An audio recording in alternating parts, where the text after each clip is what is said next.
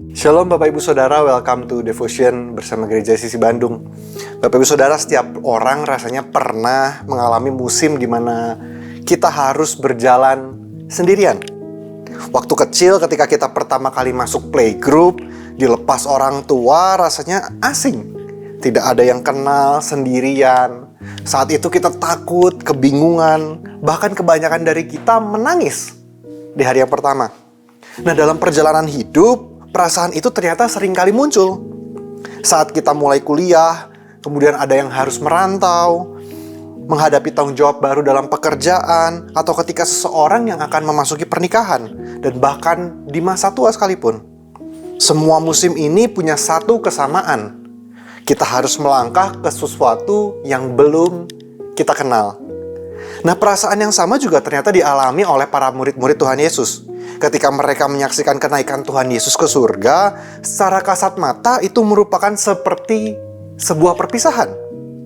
Bayangkan, mereka yang setiap hari bersama Yesus tiba-tiba harus menghadapi dunia tanpa kehadirannya secara fisik. Pasti ada kehilangan, kesedihan, dan bahkan ketakutan.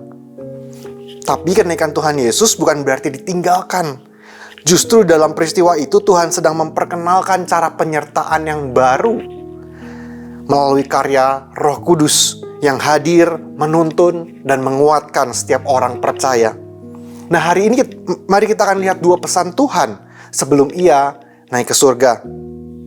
Yang pertama, janji Tuhan adalah penyertaannya. Kisah Para Rasul 1 ayat yang keempat sampai yang kelima. Pada suatu hari ketika ia makan bersama-sama dengan mereka, ia melarang mereka meninggalkan Yerusalem dan menyuruh mereka tinggal di situ untuk menantikan janji Bapa. Yang demikian katanya, telah kamu dengar daripadaku. Sebab Yohanes membaptis dengan air, tetapi tidak lama lagi kamu akan dibaptis dengan Roh Kudus. Nah, Bapak Ibu Saudara, sebelum Tuhan naik ke surga, Tuhan memberikan satu perintah kepada murid-muridnya untuk tinggal di Yerusalem dan menantikan janji Bapa. Nah, ketika para murid mendengar tentang janji ini, respon para murid menarik. Kita baca lanjutannya dalam ayat yang ke-6. Maka bertanyalah mereka yang berkumpul di situ, Tuhan, maukah engkau pada masa ini memulihkan kerajaan bagi Israel? Nah, mungkin di dalam bayangan mereka, janji yang dimaksud adalah Mesias yang akan datang memulihkan Israel secara politik, membebaskan mereka dari penjajahan, dan mengembalikan kejayaan mereka seperti dulu. Dan mereka ingin tahu kapan itu terjadi, kapan akan pulih nih keadaannya. Nah, seringkali kita juga seperti murid-murid, kita lebih fokus bertanya kepada Tuhan, kapan Tuhan bertindak.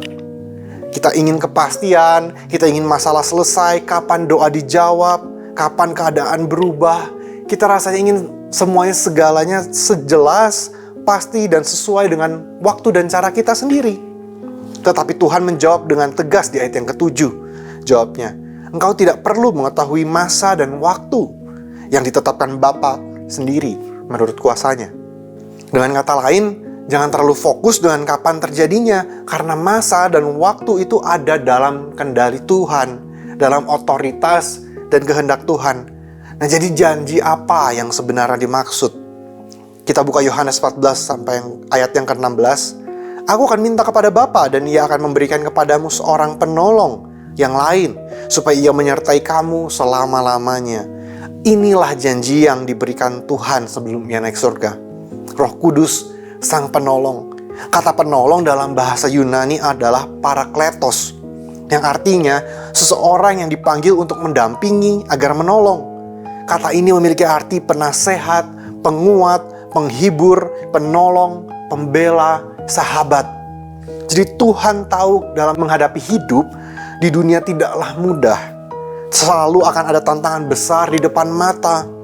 Kita tidak akan kuat, kita tidak akan mampu rasanya kalau berjalan pakai kekuatan kita sendiri. Oleh karena itu, sejak awal Tuhan sudah menyiapkan seorang penolong yang selalu hadir menyertai. Ibaratkan seorang anak kecil yang baru masuk playgroup, ada kalanya ia akan resah dan mencari ayah atau ibunya dari dalam kelas.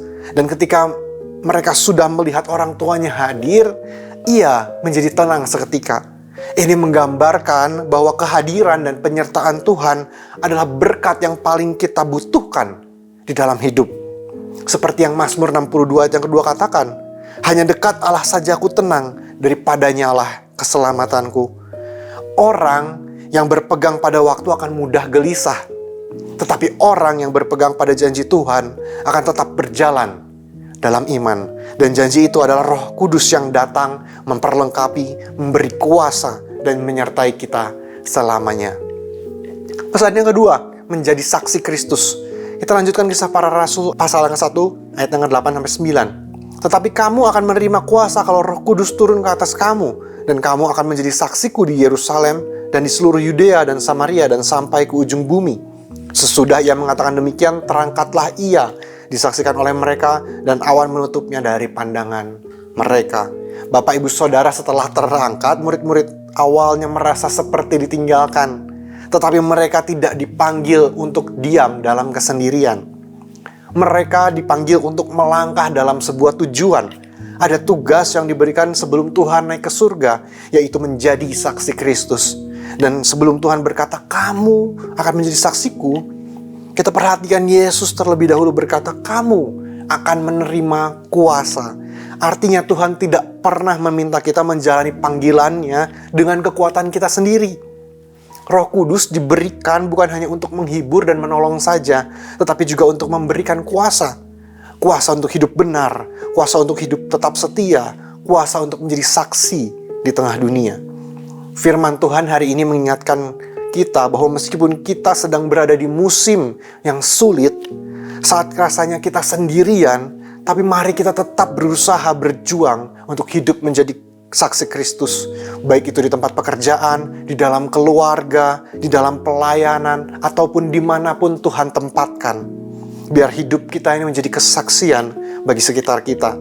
Dan lewat cara hidup, keputusan, respon kita sehari-hari, orang bisa melihat Kristus di dalam hidup kita, sehingga nama Tuhan yang dipermuliakan.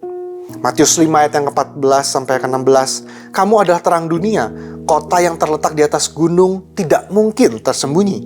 Lagi pula orang tidak menyalakan pelita lalu meletakkannya di bawah gantang, melainkan di atas kaki dian, sehingga menerangi semua orang di dalam rumah itu. Demikianlah hendaknya terangmu bercahaya di depan orang, supaya mereka melihat perbuatanmu yang baik dan memuliakan Bapamu di sorga.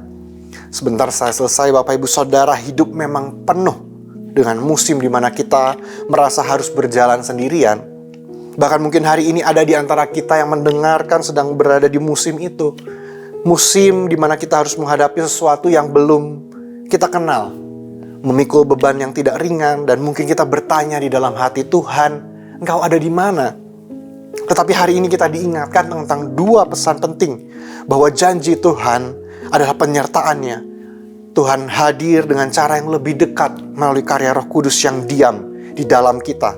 Kita tidak pernah ditinggalkan sendiri. Dan pesan yang kedua, meskipun kita berada di musim yang tidak mudah, tetaplah hidup sebagai saksi Kristus. Karena demikianlah kita dipanggil untuk tetap berjalan di dalam iman dan menjadi terang di tengah dunia. Yohanes 14 ayat yang ke-18, aku tidak akan meninggalkan kamu sebagai yatim piatu. Aku datang kembali kepadamu. Kita mungkin merasa berjalan sendiri, tetapi kita tidak pernah ditinggalkan sendiri. Mari kita berdoa.